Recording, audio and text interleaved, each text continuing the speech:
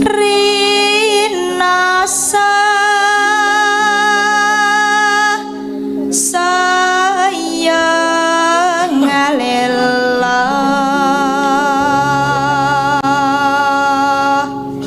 wiwitane nyingkar nyingkur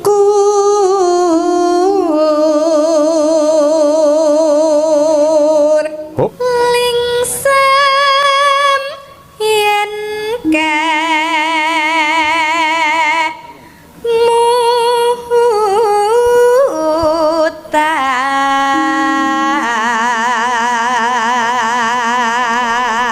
biasa ini ayo jogete apik seneng walah sinden kok lenang dandan wedok tuwa sisan kok mesok kena aku ngalembono kene rasa ngenani wong liya. Ora nyebut jeneng ki. Ora nyebut jeneng tuwa lanang ngono marah ya aku to. Rasa to. Ngalembone Maranggone kang sowan mepet kalian dalange menika domestik produk saking Ponorogo Laladan Pulung nenggih Mbak Umi Hafifah. Jenenge sampun melejit, sampun kondang, sampun viral. Mila mboten aneh mboten mokal paminipun kondang nggih lumrah nyatanipun suarane niku apik. Kala mangsa sok-sok dadi bintang tamu teng Banyumas, teng Laladan Bluro ngoten niku. Mergo ya sing jenenge bintang tamu niku mboten namung pinter lirembukan, pinter berkomunikasi. Ini yen suarane pancen suara emas, yen karo gamelan niku gathuk, dasare angger nyuwara niku menjiwai. Niku ya uga kena diarani bintang tamu yang bisa menilai ya para pamirsa utawa penanggap sedaya menika. Kuliah wonten ISI Surakarta sampun semester 3. Biyen kula temu tasih SMP kelas 2. Kulite ireng, rambute abang. Pilek ramari-mari sentrap-sentrup. Bareng mili numble tekan gen lambe langsung didilat. Wah. Kan kaya sambal pecel. Rawan yo kenek. Elok. Bareng saiki neng Solo dadi bocah kota. Waduh, awake diragati. Biyen kulite ireng, wis diamplas, diampril. Dadi rada putih. Perawatan mboten keri, mesti ya dhek spa, terus napa niku facial, suntik DNA salmon supaya saya kenceng ngen pasuryanipun. Elok luar biasa. Ngaturake lelagon dhisik. Cobi kula nyuwun pambiyantu Umi Hafifah, Nduk. Ayo saurung ngaturi budhe Mimin karo Tante Apri. Ayo. Amen nembang sik coba kaya apa. Turun panggung. mboten dispoti Pak. Hah? Mboten dispoti. Alah, aja aleman to ora. Tanpa sempat ya iso medun lho iki ora. Datang iki sempat-sempat parah ora. Nembang sing apik kadung tresna Nggih. Dibawani bawa ya apa? Nggih. Ya kadung tresna ya diaturake.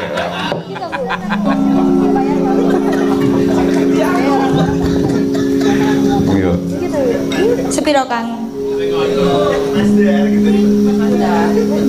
Rinasa sayang ngalela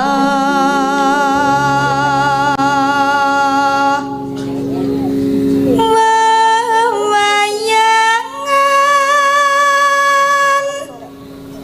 kang angreridu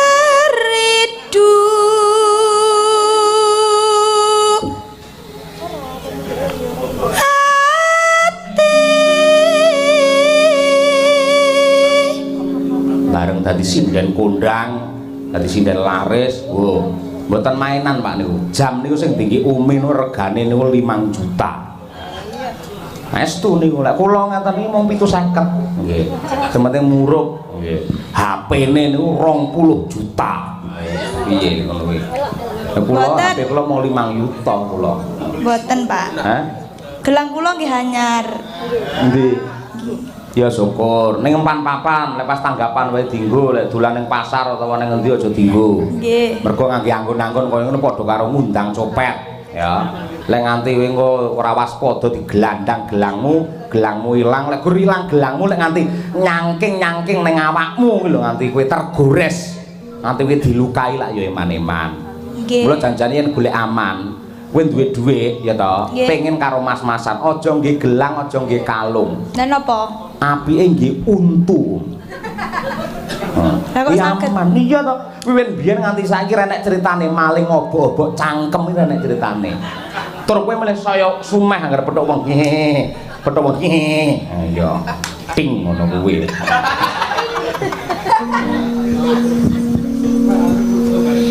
Yen kelingan duh selagamu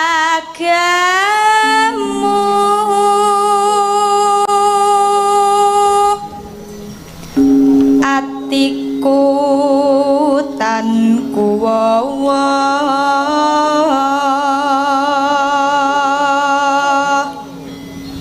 pamikirku tan jemu tumanam kalbu.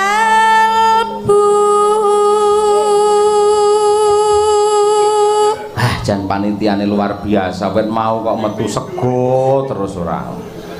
Pokoke sak mledhose wetenge kelakon pokoke ngene. Matur nuwun nggih Mas nggih. Mas, matur nuwun nggih. Nggih. Yo. Rasaku wis kadung tresna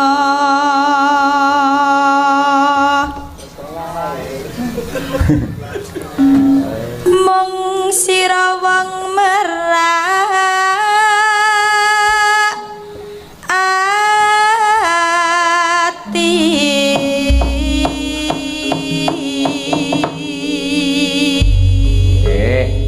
Yo dacutke langgam kadung tresna sing apik ya Lamat wis katon tejati yen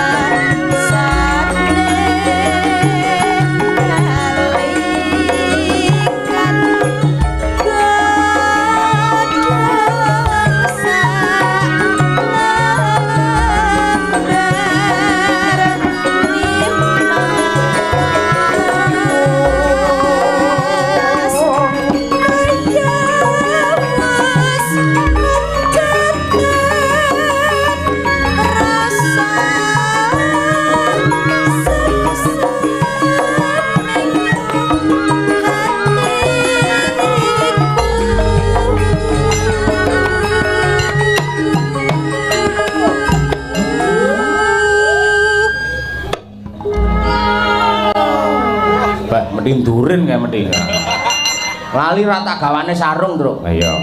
Ben seragam karo Larso sesuk. Matur nuwun ibu-ibu nggih, Bu nggih.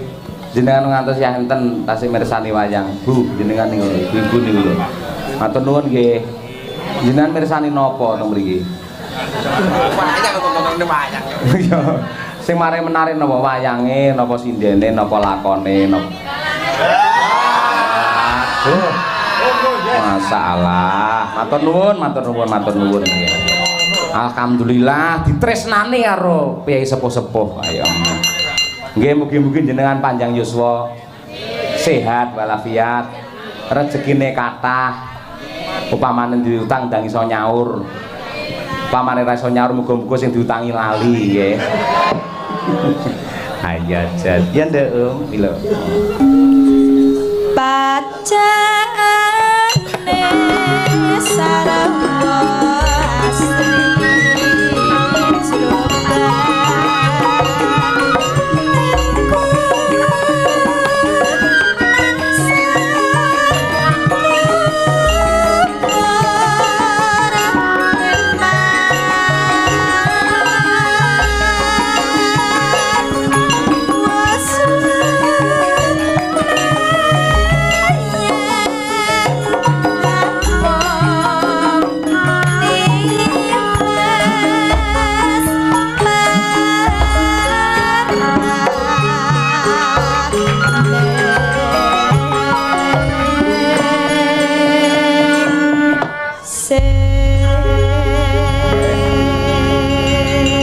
Matur sembah nuwun Mbak Mimin, Mbak Apri. Ayo monggo turun gunung. Nadyan arang-arang petuk kalian kanca-kanca madangkara ning nyatane wis raket supeket nggih Mbak Mimin nggih. Injih. Pripun menawi mirsani kanca-kanca pengrawit menika? Sekeca upama ora petuk secara fisik ning atinipun kok sampun gambuh ngaten nipun. Atine wis gambuh pun padha rasane. Lah angele kan nggih ngoten niku to. Nggih. Sing paling menarik kangge jenengan kinten-kinten kanca penabuh ingkang pundi?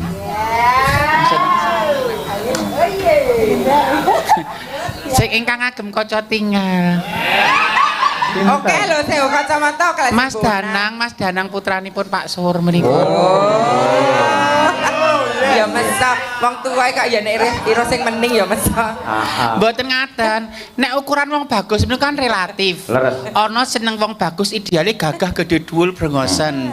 Ana sing ora patek dhuwur ning kae kok sabar ya. Nggih. Ada paribasan ana karisma, benten-benten ngoten.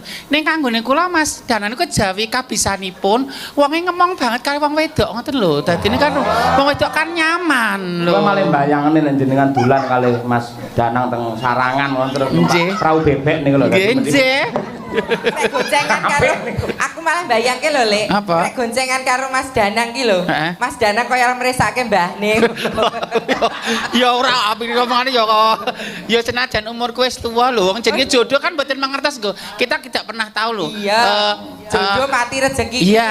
Manusa datan ngamrui. Ideal menurut manusia adalah Joko itu perawan ideal kanggo menungso. Ning yang terbaik Gusti Allah kita gak pernah tahu ngono lho. Kita jangan kayak ngene. Bapakku ki rung kagungan putra, mbokku wis duwe anak 6. Lah jare kowe ya ngono. Mbokku ibu saya kan sudah menikah, suaminya meninggal, punya anak 6. Terus menikah sama bapak saya loh. Tadi nyata jodoh kan nyata tekan puputing Yuswa bapak simbok ya rukun-rukun wae, baik-baik saja. Kita nggak pernah tahu rasa. Misalnya Mas Danang nolak, nek Gusti ngersake aku ora iso berontak. Ngono kuwi lho.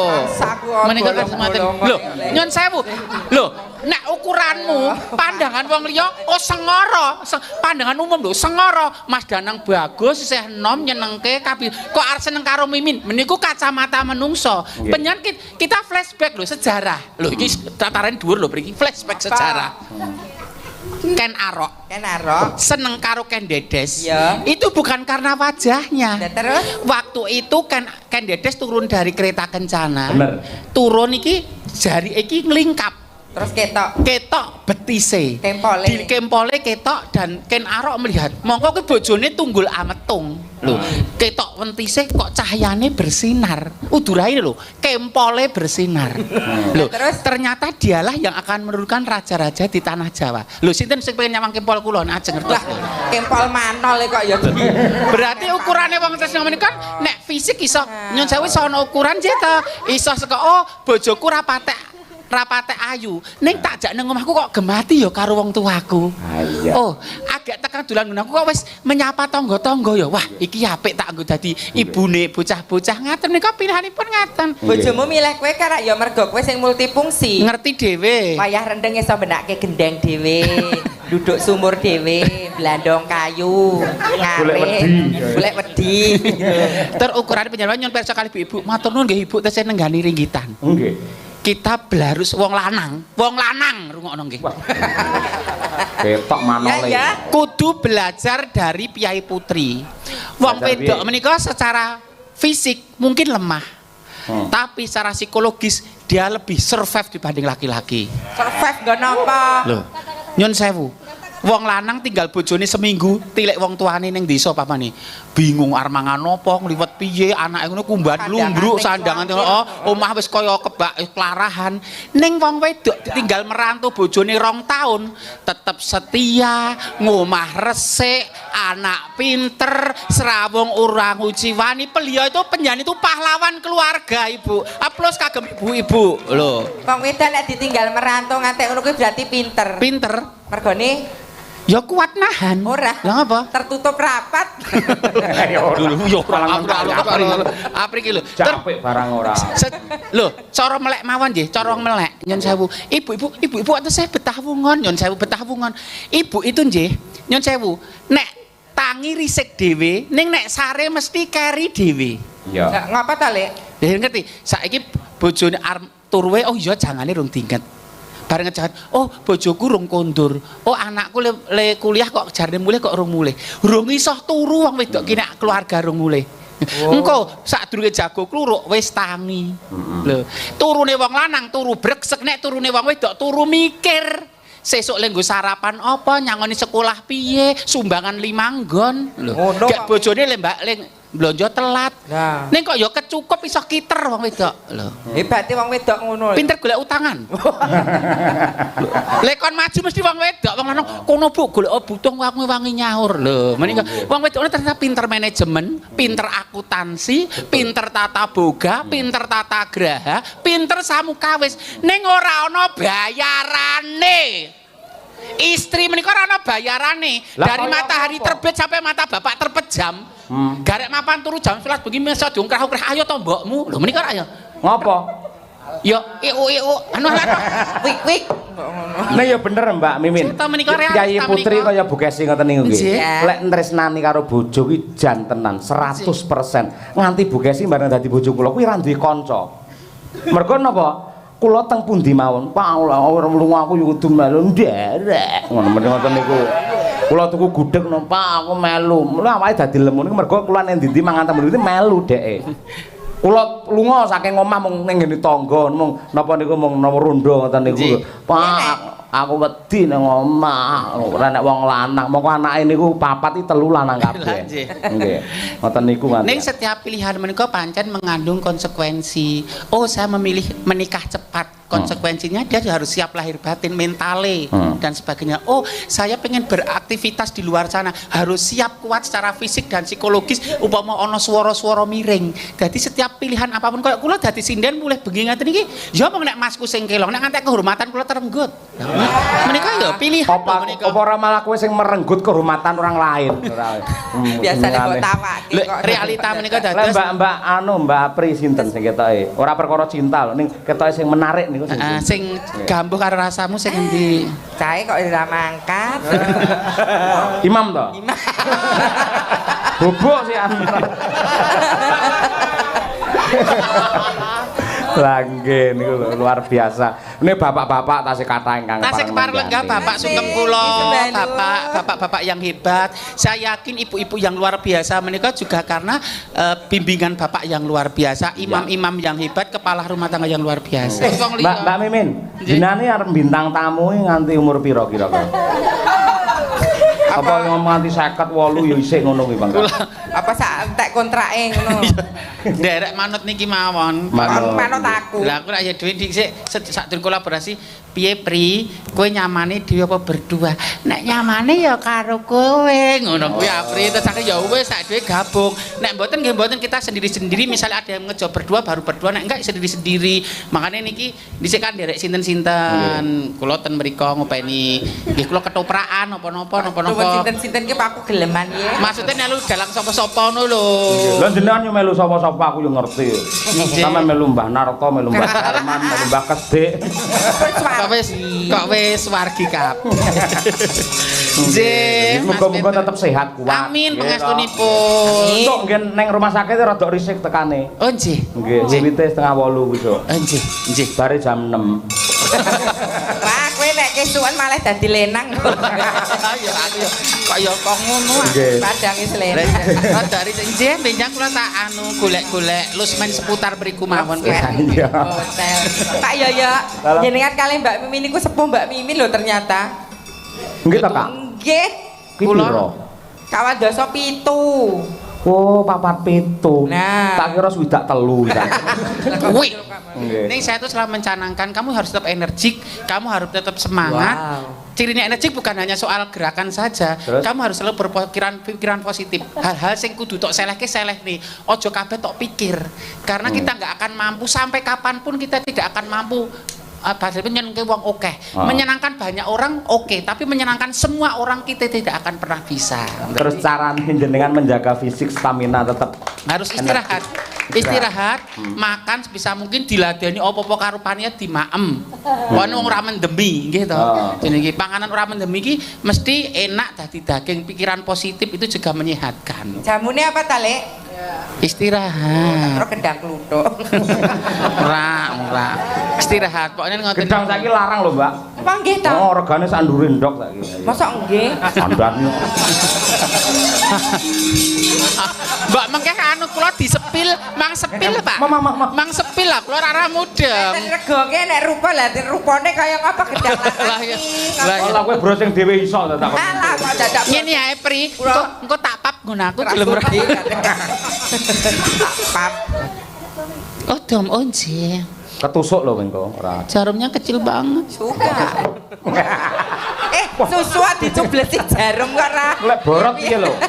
Loh, ini menandakan bahwa ini palsu, semua palsu, ngoten lho. Nong, kowe aja melu-melu lho, ora ngene. Aduh, ngono ora. Ya saiki genti Mbak Winong, ya Nong. Coba ya apa? Ya juara 2 campur sari nasional loh ini. Dengan total dengan hadiah 4 juta rupiah. Apa tak campur sari tingkat apa? BLN nasional Koperasi ya. BLN tingkat nasional. Oh, nasional. Iya. Nomor 1 itu Mbak Putri Purnami, nomor 2 Nduk Winong, nomor 3 Mbak Nina sing sok sareng kalih kula nika, Mbak Nina Upe. Nggih, teng pundi niku? Wonten Boyolali ya, Boyolali. Iya. Pira nong hadiah nong? Kawan juta. Wah, lumayan tenan wis elok tenan. Bisa nggih ngangsur kontrakan, omah kontrakan. Ayo, elok luar biasa. Yo ri palungguhan iki anu wae gubuk asmara wae. Ayo coba kaya apa. Pokoke Winong kuwi ngetutno karo gerake Mbak Apri wis to. Jos iki tenan wis. Pancen Mbak Mimin Mbak Apri lek gabung karo Madangkara itu tugasnya untuk mempercantik gerakan dari sinden-sinden Madangkara. Nggih, melengkapi kula menika elek mawon dereng namung timun wungkuk jaga imbuh kula menika. Pancen duwe timun ya Pakmu. Dongkeng. Bawane Mbak Apri sik ya Mbak Apri. Yo. Nyingkar nyingkur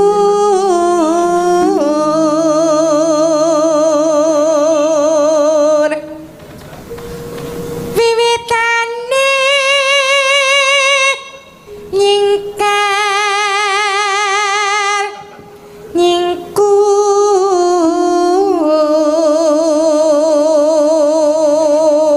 Hop, cara lomba bijine 90. Winong. enak lingsem yen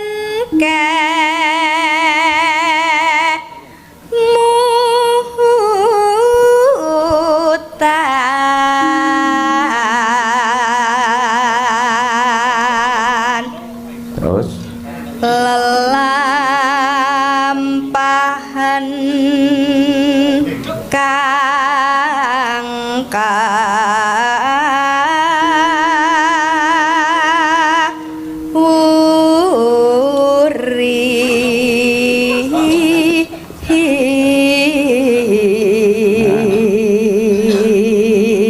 Pinong yen tak biji ya 97. Ya ngono. Iki pedotane ora ngetarani tur mah dadilan endahe. Lho, pedotane ngene. Aja omong ae bijimu pira saiki lho Min. Ayo. Kalau omong ae kok slamet ora. Mentor. Ha iki Mas 90 iki 97. Ayo. Ayo. Monggo Budanang. Ayo. Kang Mas, Dedek butuh dukungan moral Kang Mas. Nggih, tolong digedhekke atine Bunda ya. Mulai sing mayang Mas Danang sampean munggah panggung disupoti laler mengeng kowe. Sing metu laler ijo.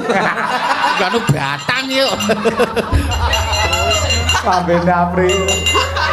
Ayo peserta yang ketiga, coba. Tresno tulus nadyanengku bokas mara. Kira terus bijine min 50. Ana biji kok utang karo juri. Lah maksudnya kon balekke sok tahun ngarep lomba meneh. Lho sak senengku sing biji aku ya kesangetan. Ngoten niku bijine paribasan sampe ra ngerti to aturane keputusan dewan juri tidak bisa diganggu gugat. Nek mereka menjatuhkan peserta. Ditungguke ro jenenge. Penilaian menika ada asas manfaat, asas pemerataan, lan asas psikologis dan macam-macam. Paribasan Mimin masih harus belajar. Terus penak. Berarti guru ngapik masih harus belajar. Menika sampun sambung kok min 50. Waton juri ya tekan angger-anggere.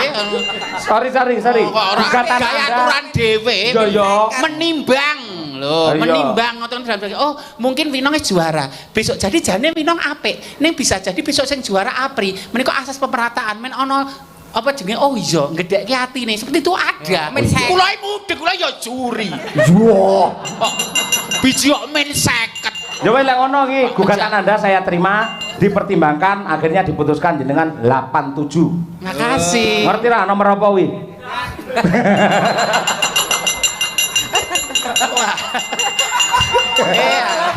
Iki termasuk kategori OGD. OGDJ. 87 kurang murah 87. Pun mboten Pak tibane. Ya kurang tak tambahi 89. Mau rekoso kok saiki luwih parah. Tak tambahi dadi 89 wis. Ayo. Nomor apa kuwi? 89. Nomor apa? Banci. Ti piring. Ya wis. Semangat ya, Mak. Jane nomor apa to? Ora tau tuku, ora ngerti ora. Sesuk aku nek carane ngene terus aku sesuk aku nek dijob kanca-kanca kene aku tetep arep mediasi sik. Piye carane men ngono ki yo. Dadi ora langsung tak tampa ditelepon Bu Kesi apa Len kringet sinten Pak Cahyong. Wis tak bunderi sik. Ning aku tetep ana kudu mediasi. Lah ngapa dadak mediasi? Face to face sik. Karepe kono piye? Iki tenanan apa ora? Apa jane kono ndek hasrat ning aku to? Nggih iso nggih to.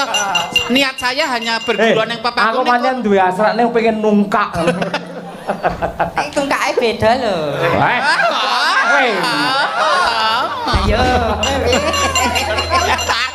Apri nuakal banget ora. Aku sing jaga Bu Kesi aku ngomong rasane Bu Kesi ikhlas kok. Nek ro sampean aku sing ora tekan atine. Ya ditekak-tekake. Nek darurat ya ora masalah. Ya nak. Nekat. Gubuk asmara. Yo, Wino. Ya.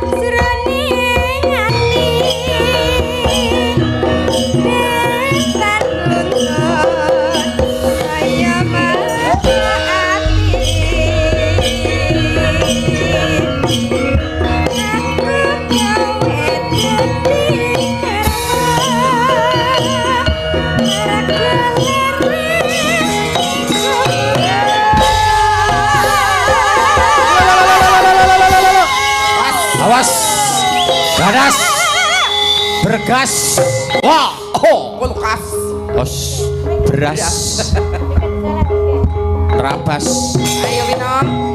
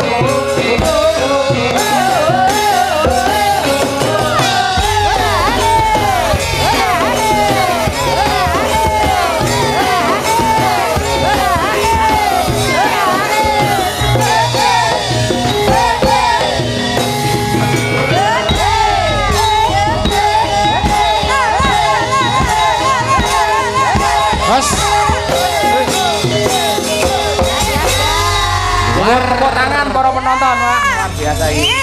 Gas. Ayo jogete apik, seneng walah sinden kok lenang dandan wedok tuwa sisan. Kok mesok kena aku ngalembono kene rasa ngenani wong liya. Ora nyebut jeneng ki. Ora nyebut jeneng tuwa lanang ngono marah ya. Rasa to. Rasa to. Ngalembone kan Dipun tutup mawi pepeling. Iya. Mangga. Pepeling digarap bebarengan langsung buka kendang. Ya.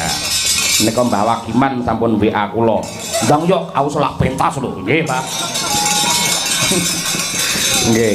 Maka cah pepeling karya Abdi Solo Ki Haji Anum Surata. Ya, dados.